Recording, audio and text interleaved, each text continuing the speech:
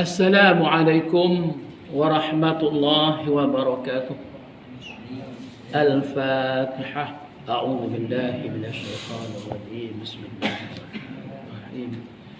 الحمد لله رب العالمين الرحمن الرحيم مالك يوم الدين إياك نعبد وإياك نستعين اهدنا الصراط المستقيم صراط الذين أنعمت عليهم غير المغضوب عليهم ولا الضالين آمين. أعوذ بالله من الشيطان الرجيم. بسم الله الرحمن الرحيم. الحمد لله رب العالمين وبه نستعين على أمور الدنيا والدين والصلاة والسلام على أشرف الأنبياء والمرسلين وعلى آله وصحبه أجمعين. رب اشرح لي صدري ويسر لي أمري واحلل عقدة من لساني يفقه قولي. سبحانك لا علم لنا إلا ما علمتنا إنك أنت العليم الحكيم. ولا حول ولا قوة إلا بالله العلي العظيم. ولا حول ولا قوة إلا بالله العلي العظيم. ولا حول ولا قوة إلا بالله العلي العظيم. أما بعد. Semulakan tuan-tuan imam, tuan-tuan Bilal, pegawai masjid yang saya kasihi, tuan pengurusi masjid, ahli tangkuasa masjid, ustaz-ustaz, ustazah-ustazah, tuan-tuan, puan-puan, hadirin, hadirat, saudara-saudari sidang jemaah dikasih sekalian. Mudah-mudahan kita akan mendapat rahmat Allah Subhanahu wa taala insya-Allah. Pertama-tama kita panjatkan kesyukuran kehadirat Allah Subhanahu wa taala dengan limpah kurnianya, hidayah dan penuh inayahnya. Dengan kasih sayangnya dapat kita hadir ke masjid ini dengan iktikaf dalam masjid ini dan dapat sama-sama kita solat fardu maghrib secara berjamaah dalam masjid ini dan dapat sama-sama bertasbih, bertahmid, bertakbir dan bersama-sama dapat kita hadir dalam mengaminkan doa imam dan dapat sama-sama kita hadir dalam majlis ilmu, dalam majlis mudzakarah, dalam majlis kuliah. Jadi insya-Allah pada malam ini saya cuba insya-Allah pertama kita kena baca kitab ni, kitab program kelas pengajian takmir ni daripada Jabat Agama ni daripada Majlis Agama Islam ni. Kemudian kita akan melihat kembali iaitu peristiwa yang berlaku pada Rasulullah sallallahu alaihi wasallam, ya, iaitu Isra dan Mi'raj insya-Allah. Seringkas yang boleh lah insya-Allah, ya, tengok masa juga, ya, insya-Allah. Jadi pada malam ini kita sambung pelajaran kita daripada muka surat 89. 89, ya betul. Iaitu tajuknya bab memelihara amal kebaikan. 89 tajuknya bab memelihara amal kebaikan. Bismillahirrahmanirrahim. Qala al-muallifu hafizallahu ta'ala wa nafa'ana min ulumihi fi daraini amin. Memelihara amal kebaikan, itu tajuk dia dalam kitab ini, muka surat 90, ya. Apa nama ni ceritanya, ya, tajuknya muka surat 89, muka surat 90 cerita dia, ya, kita bacalah sikit, ya. Memelihara amal kebaikan. Memelihara amal kebaikan. Sesungguhnya Allah Subhanahu wa taala melakukan amal kebajikan di atas muka bumi, ya. Oleh itu orang yang beriman hendaklah sentiasa memelihara untuk melaksanakan amal-amal tersebut. Apa juga kebajikan kita amalkan, ya, sama ada kecil ke besar ke kebajikan kita amalkan sama-sama insya-Allah, ya. Ini di antaranya kita berkumpul ni, kita menunaikan solat fardu maghrib, isyak berjamaah, itu amal kebajikan, itu amal kebaikan, ya.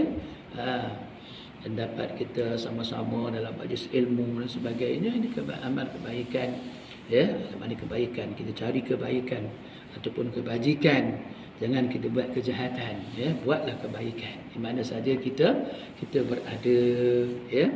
Hatta kebaikan itu atau kebajikan itu, tengok ada sampah ataupun ada ranting kayu di tepi di tengah jalan tu, kita ambil kerana Allah Subhanahu Wa Taala, ketepikannya, itu kebajikan, ya. Hatta maknanya bersin kita tu pun itu kebajikan juga, menjawab bersin dan sebagainya. Banyak kebajikan yang ada di dalam dunia ni yang dapat kita laksanakan, insya-Allah. Hadis Nabi sallallahu alaihi wasallam, an Aisyah radhiyallahu anha qalat, kana Rasulullah sallallahu alaihi wasallam idza fatathu as-salatu min al-laili min waj'in aw ghairihi shalla min an-nahari 12 raka'atan atau kama qala. Riwayat rawahul Muslim, riwayat Imam Muslim daripada Aisyah radhiyallahu anha. Maksudnya daripada Aisyah radhiyallahu anha, Sayyidatina Aisyah radhiyallahu anha, katanya adalah Rasulullah sallallahu alaihi wasallam apabila baginda tertinggal daripada sembahyang malam atau solat malam, ini tahajud, ya, tahajud kerana sakit, ya, baginda sakit atau sebab-sebab yang lain, ya, ada sebab-sebab yang lain, ya, baginda tertinggal, ya. Baginda sembahyang di waktu siang harinya 12 rakaat. Tu dia. Maknanya qada dah tu. Ya, qada perkara sunat. Perkara sunat, qada perkara sunat. Apa pengajaran daripada hadis ni? Kita ambil terus, ya. Dipendekkan masa. Pengajaran daripada hadis ni apa dia? Yang pertama di atas tu, sembahyang atau solat, ya, tahajud hukumnya sunat, elok dibuat, ya. Dia kata sunat elok dibuat, ya.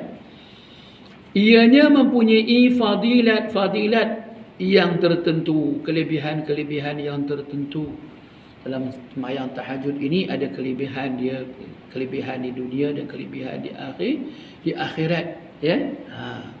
Dalam kitab kelebihan tahajud tu ada dah cerita berkenaan dengan kelebihan itu. Yang kedua, hadis ni juga menerangkan, iaitu apa dia pengajarannya?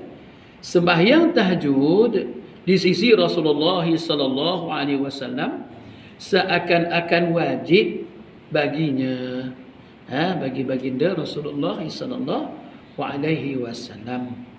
Sebab itu baginda sembahyang atau solat pada siangnya sebagai qada. Sebagai qada, mana boleh qada sunat, ya.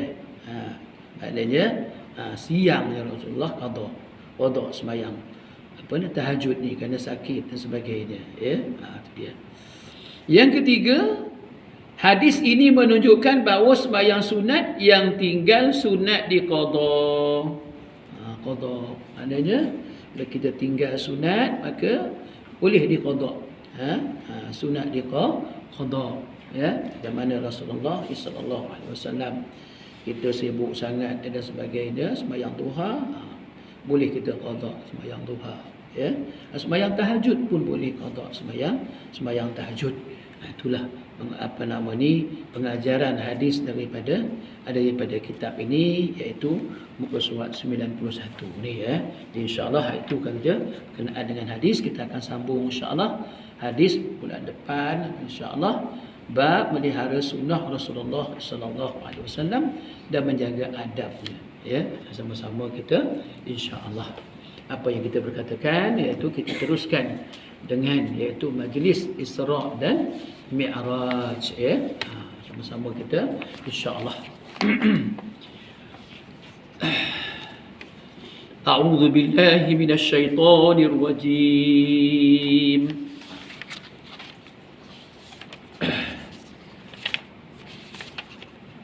Bismillahirrahmanirrahim.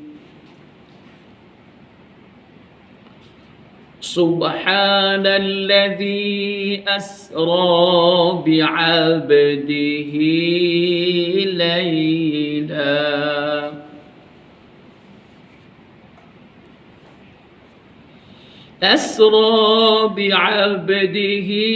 layla minal masjidil harami ilal masjidil aqsa alladzi barakna hawla linuriyahu min ayatina innahu huwas sami'ul basir.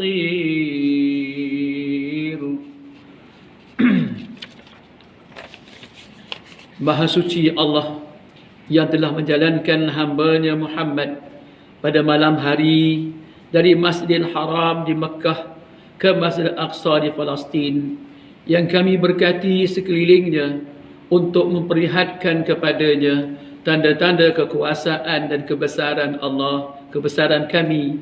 Sesungguhnya Allah jua yang maha mendengar lagi maha mengetahui. Sadaqallahul azim. Surah Al-Isra ayat 1. Ini dalilnya menerangkan kepada kita maknanya Rasulullah sallallahu alaihi wasallam pergi Isra dan Mi'raj, maknanya iaitu dengan roh dengan jasad sekali. Roh dengan jasad. Asra bi abdihi. Tak ada disebut asra bi ruhihi. Tak. Yang mana roh dengan jasad sekali Rasulullah sallallahu alaihi wasallam diisrakan daripada mana tadi? Daripada Masjidil Haram Mekah ke Masjidil Aqsa Palestin. Jauh tu, ya. Jauh, ya. Itu ayat berkenaan dengan apa dia? Isra. Mi'rajnya apa dia? Ini dalil Mi'raj. Dalil daripada Mi'raj. A'udzu billahi minasy syaithanir rajim. Bismillahirrahmanirrahim. وَلَقَدْ رَآهُ نَزْلَةً أُخْرَى عِنْدَ سِدْرَةِ الْمُنْتَهَى إِنَّهَا جَنَّةُ الْمَأْوَى Sadaqallahul azim. Artinya, dan demi sesungguhnya Nabi Muhammad telah melihat malaikat Jibril dalam bentuk rupanya yang asal sekali lagi di sisi Sidratul Muntaha, iaitu pada malam Mi'rajnya, di mana di sisi Sidratul Muntaha itu terletak syurga Jannatul Ma'wa. Surah An-Najm ayat 13 sampai ayat 15. Ya, itu dalilnya berkenaan dengan Isra dan Mi'raj. Ya, Isra dan Mi'raj. Apa yang dikatakan Isra? Itu ulang gaji lah. Banyaklah penceramah bagi tahu, ya. Apa yang dikatakan Isra? Iaitu perjalanan dari bumi ke bumi, iaitu dari Baitul Masjidil Haram ke di Mekah, Baitul Maqdis atau Masjidil Aqsa di Palestin. Di Palestin. Perjalanan ini dipanggil Isra. Mana Isra tu makna jalan malam. Berjalan malam dari segi bahasa. Isra memberi makna menempuh perjalanan di waktu malam. Maka dikatakan Asra ataupun Isra, ya. Kemudian perjalanan dari bumi langit ke langit, iaitu dari Masjidil Aqsa ke bumi, menaik ke langit pertama hingga ke langit ketujuh, kemudian naik hingga bertemu dengan Allah, perjalanan kedua ini dipanggil Mi'raj, iaitu pendakian. Ya, itu bersama dengan Jibril alaihi salam. Ya, baik, kita tengok. Jadi berlakunya Isra' dan Mi'raj ini iaitu 27 Rejab. Ya, semalam ya. Malam tadi dah. 27 Rejab. Lebih kurang 1 tahun sebelum baginda berhijrah ke Madinah Al-Munawwarah. Sebelum baginda berhijrah ke Madinah Al-Munawwarah. Dalam peristiwa tersebut baginda Rasulullah sallallahu alaihi wasallam telah diisra'kan dari Masjidil Haram di Mekah ke Masjidil Aqsa Palestin. Dari Masjidil Aqsa pula baginda telah dimi'rajkan hingga ke langit yang paling tinggi, iaitu Hadiratul Quds. Di sanalah baginda telah menerima perintah Allah berupa solat sebanyak 50 waktu. Dia asalnya 50 waktu. Ya, masih teruskan. Di antara lain peristiwa Isra' Mi'raj ini adalah hikmah dia apa dia?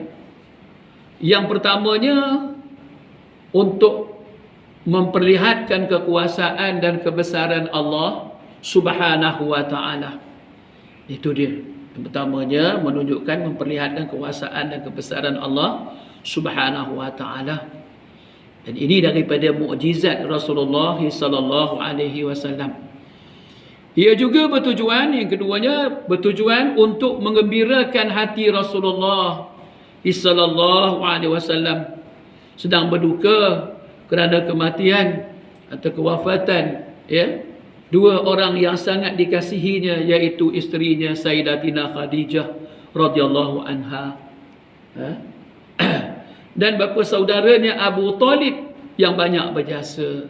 Kematian Abu Talib yang banyak berjasa kepada Rasulullah sallallahu alaihi wasallam, merupakan bapa saudaranya, iaitu ayah kepada Sayyidina Ali bin Abi Talib. Ini adalah bapa saudara Rasulullah sallallahu alaihi wasallam.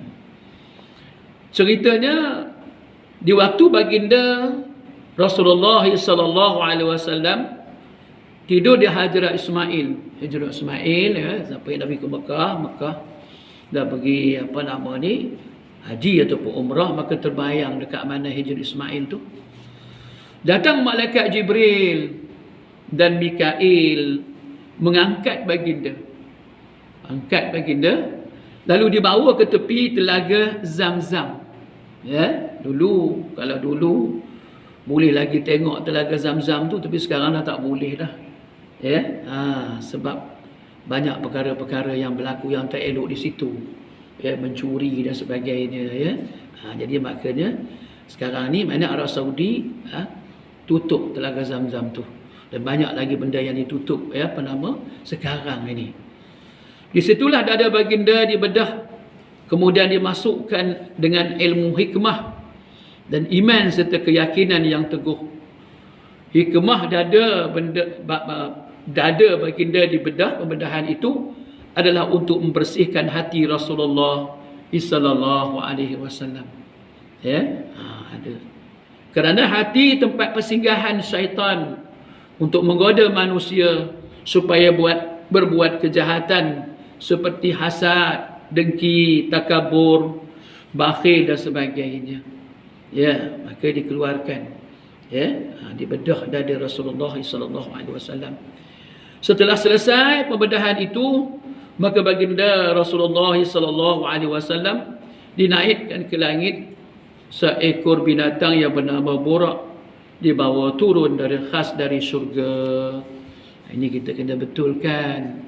Borok, bukannya borak. Ni kita ni borok jadi tipu pula. Maknanya borak. Binatang tu namanya borak daripada syurga. Allahu akbar. Masya-Allah, lajunya sejenak mata memandang, kita dengar dah sebelum ini. Dalam perjalanan tersebut baginda telah diperlihatkan dengan berbagai kejadian menggambarkan apa yang terjadi pada umat baginda selepas peninggalan baginda. Terus ke situ. Kita nak ambil daripada intipatinya apa dia malam ni. Ni hadis ni daripada mana? daripada oleh Imam Bukhari dan Imam Muslim. Ya, maknanya bukan ambil hadis yang lain, ya, ambil hadis daripada Imam Bukhari Muslim, maknanya daripada Sunan Sittah, ya, terutamanya Imam Bukhari Muslim. Satu, baginda Rasulullah sallallahu alaihi wasallam ditunjukkan bagaimana kaum menanam tanaman pada satu hari dan mereka menuainya pada hari itu juga. Apa dia? Ya, hari itu juga tanam, hari itu juga dapat menuainya. Ya, kalau kita di dalam dunia ni tanam berapa lama pula baru dapat tuai. Ini masa itu juga. Ya, ni. Inilah gambaran balasan kepada orang yang berjihad ke jalan Allah. Berjihad ke jalan Allah di mana di dunia ni, yang mana satu kebajikan mereka, ya, mereka akan dilipat gandakan buat kebajikan dan dilipat gandakan kepada sebanyak 700 kali ganda. Seperti tanaman itu, ada 700 kali ganda. Ya, dilipat gandakan Allah Subhanahu wa taala. Itu bagi orang yang berjihad, yang berjuang ke jalan Allah Subhanahu wa taala. Ya, itu dia. Kemudian yang kedua, baginda Rasulullah sallallahu alaihi wasallam telah melihat satu kaum yang sedang menghentuk kepalanya ke batu supaya pecah. Dah pecah lagi, hentuk lagi. Pecah lagi, hentuk lagi, dah pecah lagi, elok balik, hentuk balik. Begitulah. Setelah pecah, ia elok kembali. Betul. Setelah pecah, elok kembali kepala ni. Kemudian dihentukkannya lagi. Jibril alaihi salam menerangkan kepada Rasulullah sallallahu alaihi wasallam. Inilah gambaran umat Rasulullah sallallahu alaihi wasallam tidak mendirikan sembahyang atau tidak mendirikan solat. Ya, tu dia. Kenapa? Yang untuk kepala tu, mereka memecahkan kepala mereka itu sebagai tanda sesal kerana tidak menunaikan sembahyang, tidak menunaikan solat. Masa dalam dunia ni tak menunaikan solat, maka menyesalnya, maknanya sampai di akhirat nanti, maknanya itulah apa dia yang ditunjukkan, ya, semasa perjalanan Isra' tu, ya, maka itu dia ditunjukkan oleh Allah Subhanahu wa taala kepada Jibril dan sampai kepada Rasulullah sallallahu alaihi wasallam. Ya, perjalanan daripada Mekah ke Palestin, daripada Masjidil Haram ke Masjidil Aqsa tu ditunjukkan oleh Allah berbagai-bagai. Ya, untuk siapa? Untuk umat baginda termasuk kita dalam masjid ini. Ya, dan keluarga kita dan umat Islam semua. Yang ketiga, Rasulullah sallallahu alaihi wasallam diperlihatkan pula pada satu kaum yang menghadapi dua hidangan daging. Satu yang elok, satu hidangan tu yang elok. Ya, sedap lah tu, macam-macam lah masaknya. Ya, dan telah dimasak. Elok dan telah dimasak. Masak tadi, ya. Itu dia. Sedap dah tu. Dan manakala yang satu lagi pula daging yang busuk dan mentah. Tak masak pun, dah lah busuk, kemudian mentah. Mentah lagi, belum masak lagi maknanya. Ya, yang tadi dah masak dah. Ini nak bagi tahu kepada kita, kepada umat Nabi Muhammad sallallahu alaihi wasallam. Akan tetapi mereka meninggalkan hidangan daging yang elok itu. Ketika tu maknanya hilang. Maknanya dia hidangan tadi ditinggalkan, hidangan yang elok tadi. Daging yang sedap, dia sebut masak dan sebagainya tadi tu. Ya, ditinggalkan. Dan disuruh dimasak itu dan mereka memakan hidangan daging yang mentah. Mana suruh makan daging yang masak tu? mereka tak makan. Malah mereka makan makanan apa dia, daging yang mentah lagi busuk. Tu dia. Itu yang dia makan. Ya. Dah nampak dah tu. Ya. Maka Rasulullah lihat, maka Jibril bagi tahu kepada Rasulullah sallallahu alaihi wasallam.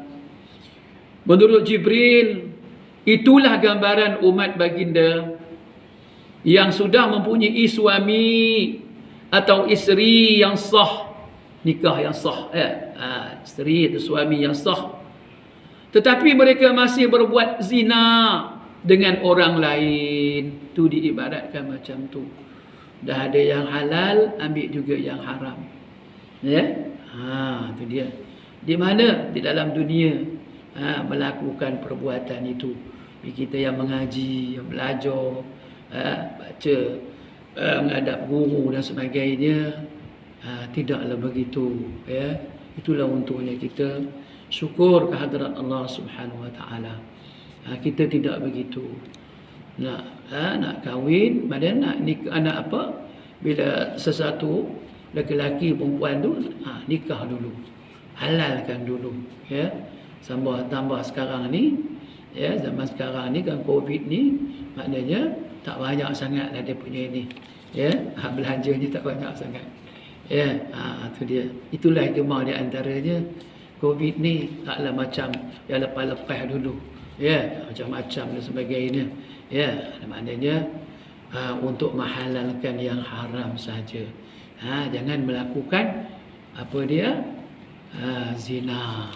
Ya, melakukan zina. Nauzubillah min zalik. Allah Taala berfirman, "Wala taqrabuz zina." Jangan kau hampir zina. Hampir pun jangan. Ya, buat lagi teruklah. Ya, hampir tu apa dia? Jalan-jalan nak pergi kepada zina. Nauzubillah min zalik. Itu yang kita solat elok-elok, ya, supaya kita mencegah daripada fahsyat dan mungkar. Ya, termasuklah zina. Ya, orang muda-muda mana yang ada nafsu, yang ada keinginan, belum ada lagi duit dan sebagainya, banyakkan puasa, banyakkan baca Al-Quran. Ya, hilanglah dia, tak ada lah rasa nak kahwin. Dia rasa nak kahwin apa? Dia nak kahwin dengan bidadari. Ya, tu dia. Ya, bidadari dia di akhirat nanti dalam syurga. Ya, saya ambil khulasah ni ya. Yang keempat, baginda Rasul sallallahu alaihi wasallam juga melihat satu kumpulan laki-laki termasuk perempuan ni, laki-laki yang sedang berenang dalam sungai darah. Dan mulutnya penuh tersumbat dengan batu. Udahlah sungai tu darah. Ya. Terkuat kapal kata orang Perak, ya, dalam sungai tu darah. Kemudian apa dia? Mulut pula disumbat dengan batu. Tu dia. Apa dia ni? Inilah kata Jibril alaihi salam kepada Rasulullah sallallahu alaihi wasallam sebagai bayangan tentang orang yang makan riba.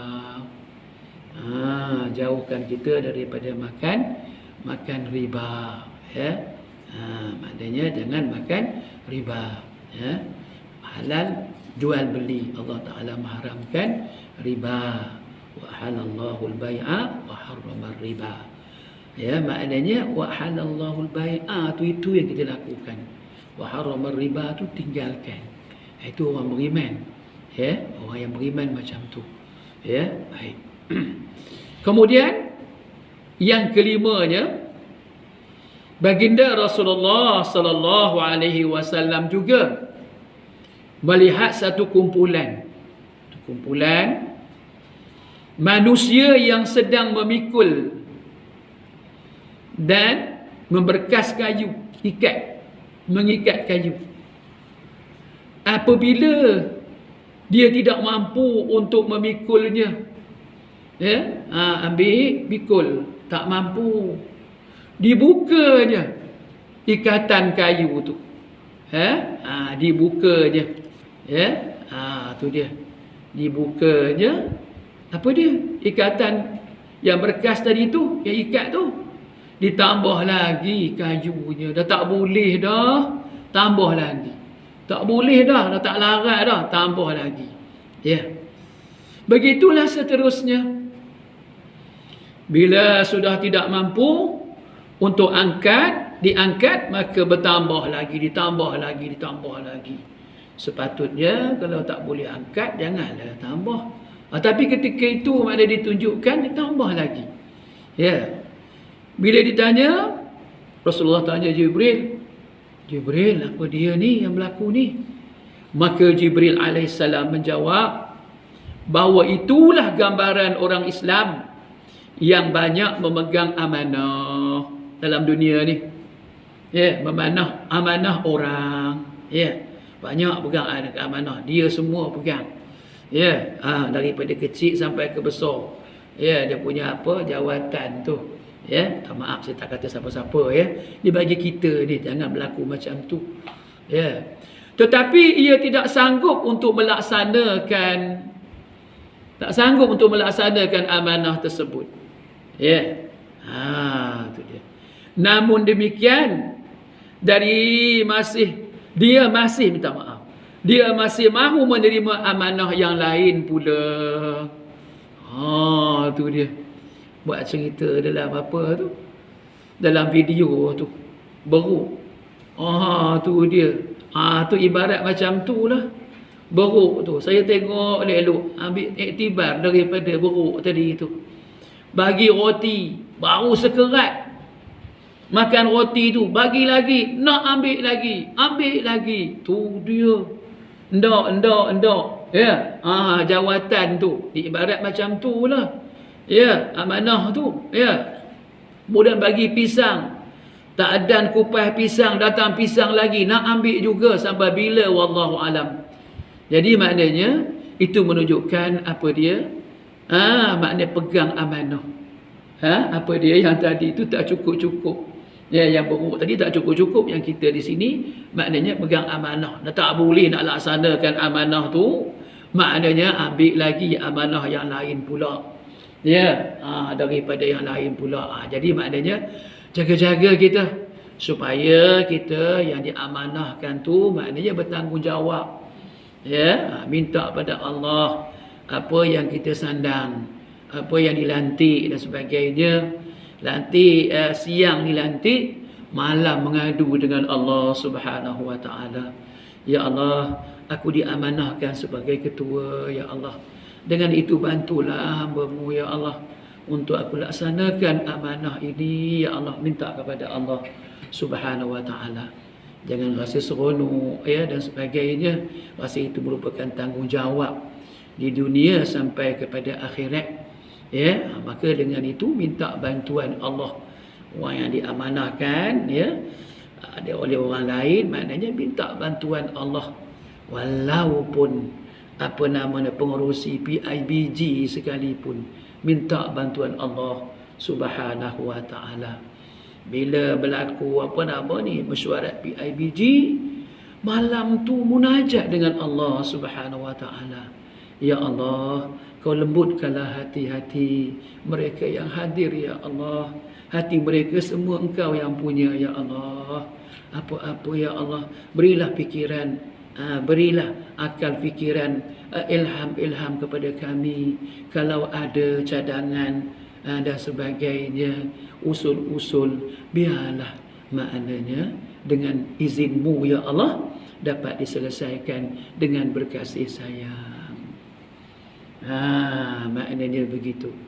Ya, tapi janganlah kita jadi pengurusi dan lantik pengurusi orang azan, kita terus juga mesyuarat. Ini masalah. Ini masalah.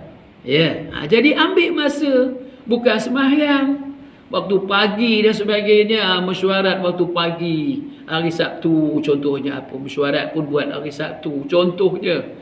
Ya, begitu. Senanglah kita nak laksanakan fardu sembahyang, jangan tinggalkan. Memanglah itu merupakan amanah. Ini amanah Allah, lagi. Ya, tu dia. Ya, tu dia. Yang keenam, Rasulullah sallallahu alaihi wasallam pula melihat satu kaum yang menggunting lidah. Allah, takut saya dengar ni. Ini dia menggunting lidah dan bibirnya dengan gunting besi. Tu dia, gunting besi. Allah. Selepas digunting, putus ia. Elok semula lidah tu. Tu dia. Jatuh elok semula lidah tu. Ya Allah, ini takut ni. Ini kepada kena kepada macam saya ni, pada ustaz-ustaz dan sebagainya ni.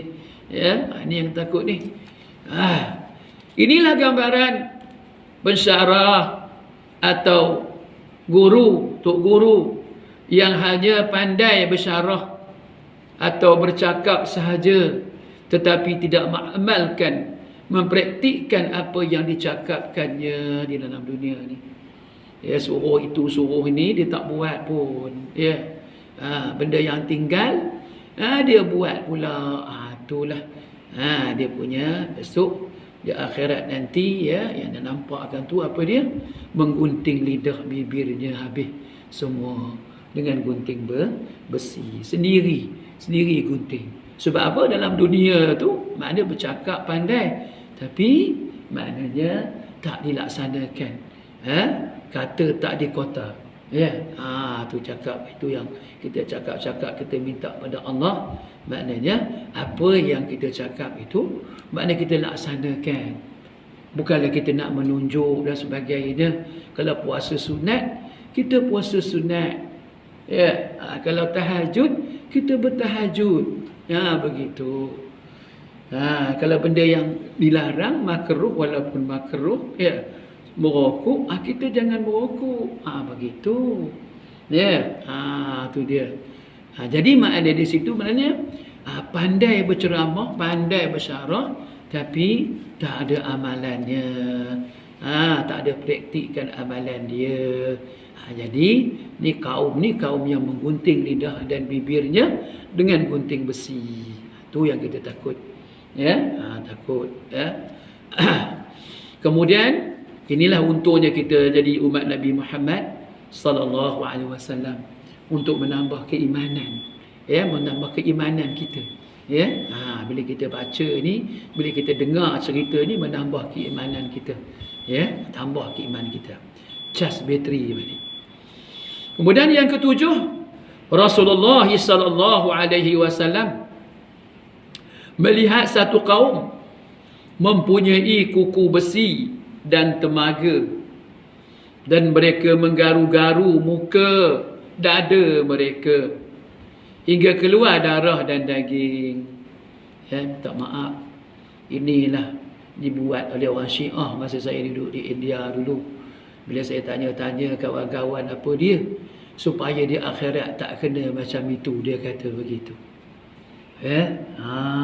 Tu dia. Sebenarnya tak betul itu.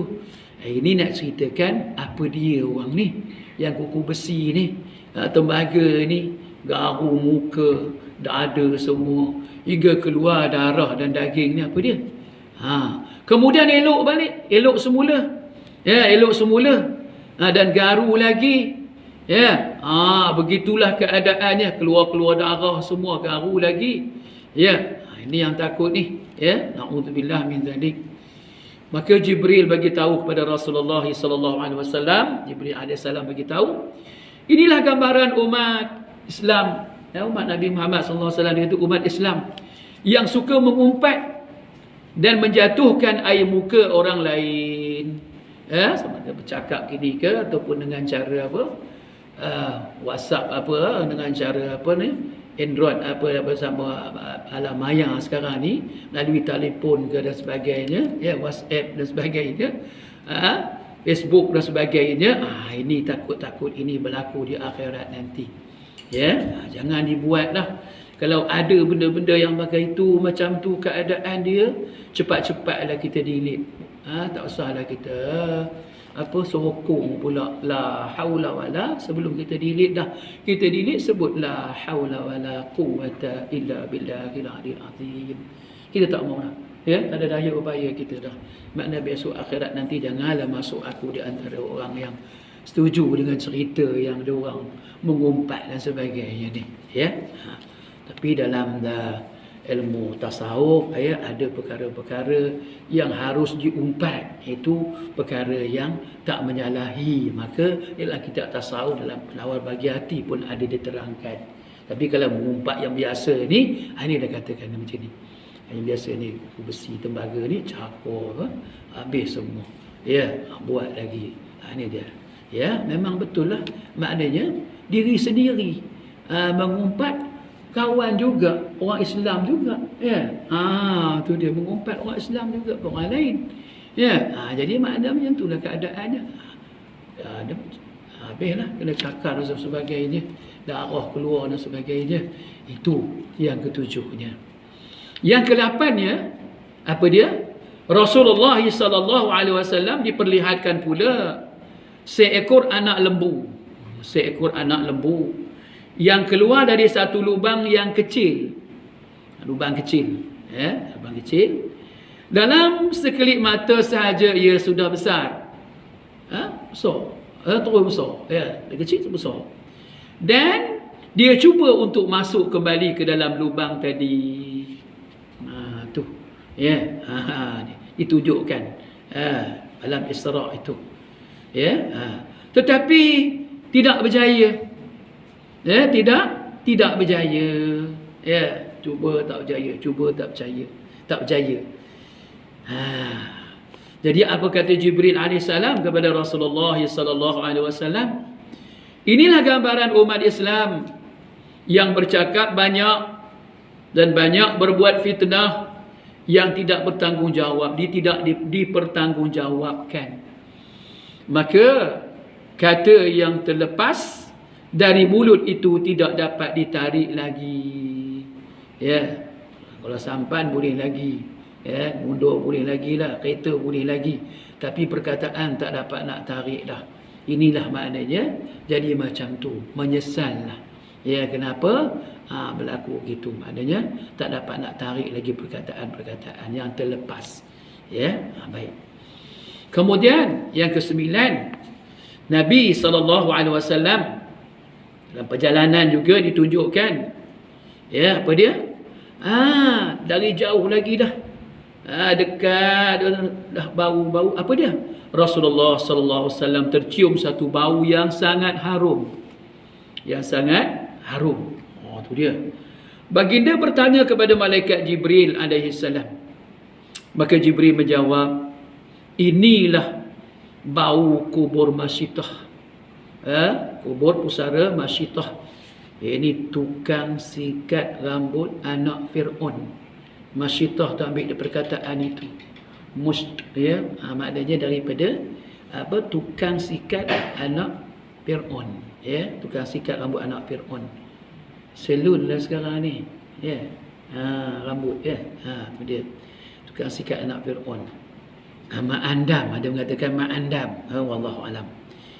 Masyitah yang menjadi tukang sikat rambut putri Fir'aun ataupun anak Fir'aun, ya. Ia terkenal sebagai Sri Kandi yang mati syahid mempertahankan agama Allah Subhanahu wa taala, mempertahankan iman kepada Allah Subhanahu wa taala. Malah anak-anak dan suaminya juga turut terkubur di kuburan kerana tidak mahu mengakui Fir'aun sebagai Tuhan. Maka baunya harum, ya, baunya harum, ya. Begitu keadaannya, ya.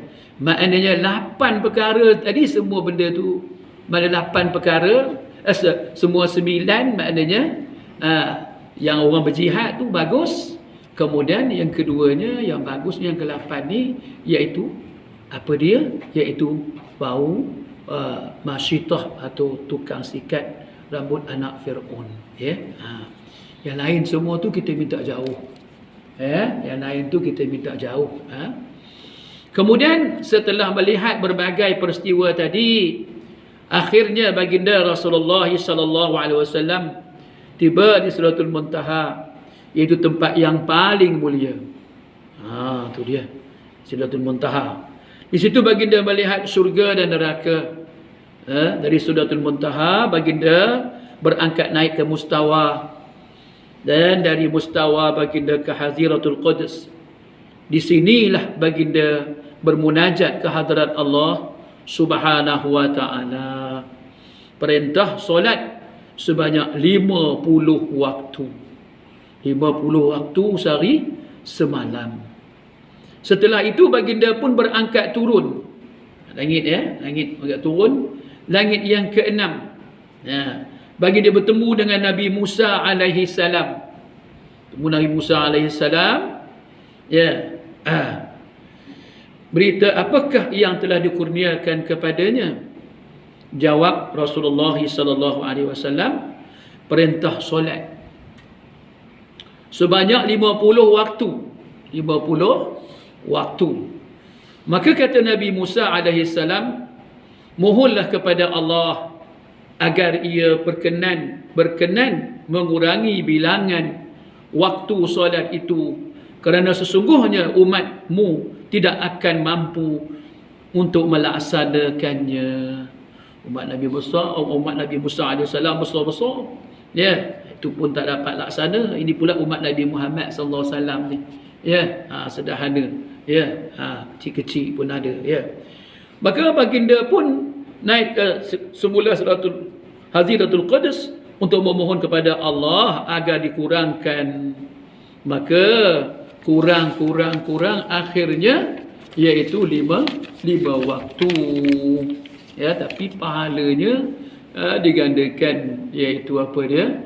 50 juga. Maknanya gitu. Maknanya apa dia? Macam 50 jugalah kelebihan Allah Ta'ala bagi. Bila turun ke langit ke-6 dan bertemu dengan Nabi Musa, baginda ditanya berapa waktukah yang dikurangkan? Ini dalam ni. Bila baginda menerangkan hanya 5 waktu sahaja yang dikurangkan, maka Nabi Musa menyuruh baginda Rasulullah sallallahu alaihi wasallam agar naik semula bertemu Allah dan meminta supaya dikurangkan lagi. Begitulah seterusnya. Maknanya banyak kali lah tu. Begitulah seterusnya hingga Allah berkenankan untuk mengurangkan waktu solat itu hingga tinggal sahaja 5 waktu sahaja. 5 waktu sahaja ditinggal. 5 waktu. Macam kita sekarang ni 5 waktu lah. Tu dia. Nabi Muhammad sallallahu alaihi wasallam berjuang betul-betul, macam mana keadaannya daripada langit tu ke langit itu, untuk apa nak mengurangkan solat. 5 waktu ni pun ada umat Nabi Muhammad yang tak dapat laksanakan. Tengoklah sekarang ni, kat tahun berapa ke 80% umat Islam tak sembahyang. Dekat Kuala Kangsar ni ada buat apa? Buat kajian daripada universiti. Dan Dr. Fadlah Kamsah pun buat kajian juga dalam Malaysia ni. 80% juga yang tak sembahyang. Allahu Akbar. Ramai tu. Ramai yang tak solat. Jadilah kita orang yang solat. Janganlah kita meninggalkan solat. Sebab ini daripada Allah Subhanahu wa taala kepada Rasulullah sallallahu alaihi wasallam. Tu dia diperlihatkan daripada Masjidil Haram ke Masjidil Aqsa, kemudian daripada Masjidil Aqsa sampai Sidratul Muntaha, sampai bertemu Allah Subhanahu wa taala, diperlihatkan. Ini kelebihan yang Allah Taala berikan kepada Nabi Muhammad sallallahu alaihi wasallam, iaitu solat di waktu sehari semalam, merupakan iaitu tiang agama. Siapa yang meninggalkannya maka siapa meninggalkannya meruntuhkan agama. Siapa yang melaksanakannya maknanya dia menaikkan agama Allah Subhanahu wa taala, iaitu tiangnya. Kemudian peristiwa ni habis selesai dan sebagainya. Ni baginda pun turun ke Baitul Maqdis menuju ke Masjidil Haram. Baginda tiba di Mekah waktu menjelang subuh. Allahu Akbar. Semalam itu berlaku perkara itu. Alam ini bukan alam inilah, bukan alam kita ni, alam lain lah. diceritakan, kemudian ceritakan kepada semua orang Quraisy ketika itu ada yang percaya dan ada yang tak percaya. Na'udzubillah min zalik, yang tak percaya tu. Ya. Maka bila sembang-sembang itu, Sayyidina Abu Bakar As-Siddiq, apa ceritanya berlaku?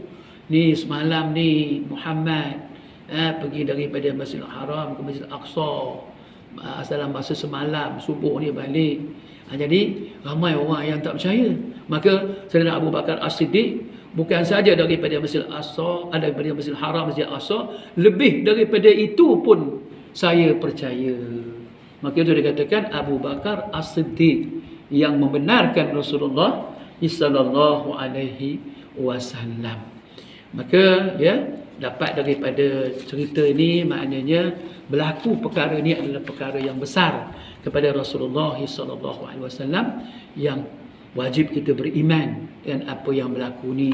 Ingatlah, ini merupakan mukjizat Rasulullah sallallahu alaihi wasallam dan menunjukkan kepada kita, iaitu kekuasaan dan kebesaran Rasulullah, kebesaran Allah Subhanahu wa taala memberi kepada hamba yang disayangnya, iaitu Nabi Muhammad sallallahu alaihi wasallam. Maka dengan itulah mula daripada ayat yang saya baca tadi, subhanallazi, maha suci Allah yang. Maknanya perkara ini perkara yang besar. Allah nak ceritakan perkara yang besar, maka dengan itulah maknanya, insya-Allah ada di mana-mana lagi tempat, boleh tuan-tuan sama-sama mendengar, puan-puan sama-sama mendengar untuk mengulang kembali apa yang berlaku di masa berlakunya Isra dan Mi'raj. Jadi itulah dia dalil tadi daripada surah Isra dan surah An-Najm. Dalil Al-Quran Isra, iaitu surah Al-Isra, kemudian dalil daripada Mi'raj surah An-Najm. Dua-dua tu dalil daripada Quran dan dalil daripada hadis Nabi sallallahu alaihi wasallam, semua hadis-hadis yang sahih. Jadi rasanya itulah saja yang saya dapat sampaikan pada kali ini. Mudah-mudahan ada kebaikannya, yang baik, yang sempurna itu, yang tersusun itu, semua daripada Allah Subhanahu wa taala. Segala kekurangan, kesilapan itu daripada saya sebagai hamba Allah Subhanahu wa taala. Saya minta ampun dengan Allah Subhanahu wa taala dan minta maaf pada sidang jemaah yang dikasihi sekalian. Sekian saja, wabillahi hidayah wa taufiq. Wassalamualaikum warahmatullahi wabarakatuh. أعوذ بالله من الشيطان الرجيم. بسم الله الرحمن الرحيم. الحمد لله رب العالمين، والصلاة والسلام على أشرف الأنبياء والمرسلين وعلى آله وصحبه أجمعين. اللهم فقهنا في الدين وعلمنا تأويل. اللهم نور قلوبنا بنور القرآن. اللهم اهدنا بهداية القرآن وتبعنا رسول الله صلى الله عليه وسلم. اللهم بارك لنا في رجب وشعبان وبلغنا رمضان وبلغنا رمضان برحمتك يا أرحم الراحمين. ربنا آتنا في الدنيا حسنة وفي الآخرة حسنة وقنا عذاب النار. وصلى الله على سيدنا محمد وعلى آله وصحبه وبارك وسلم، والحمد لله رب العالمين.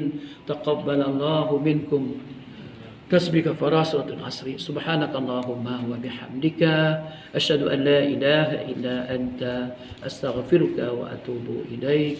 بسم الله الرحمن الرحيم. والعصر إن الإنسان لفي خسر إلا الذين آمنوا وعملوا الصالحات وتواصوا بالحق وتواصوا بالصبر. صدق الله العظيم. تقبل الله منكم.